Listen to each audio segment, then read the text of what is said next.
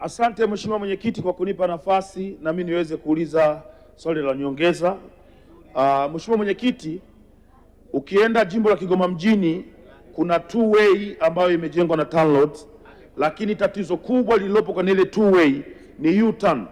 Inamlazimu mwananchi anayetoka Mwanga ili avuke upande wa pili wa Katubuka, inamlazimu kutembea kilomita 2 kutafuta U-turn.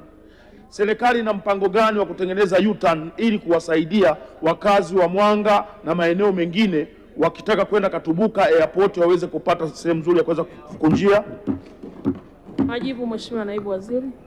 Asante Mheshimiwa Mwenyekiti. Mheshimiwa Mwenyekiti, mara nyingi miundombinu na hasa miundombinu ya kisasa ni kurahisisha mawasiliano ama kutembea katika miji yetu, na kama mwakilishi wa wana Kigoma ameona kuna changamoto ya U-turn, nataka tu nitoe maelekezo hapa kwa meneja wa mkoa wa TANROADS mkoa wa Kigoma, lakini pia na watu wanaohusika na design wa makao makuu waweze kwenda mkoa wa Kigoma waangalie hiyo U-turn, ikiwa ni pamoja na kupata pengine mawasiliano na Mheshimiwa mbunge mhusika kuona namna ya kurahisisha U-turn ambayo tunaamini hatujengi barabara ili ziweze kuleta changamoto. Tunajenga barabara ziweze kurahisisha namna ya magari kutembea mjini. Kwa hiyo Mheshimiwa mbunge nimhakikishie tumelichukua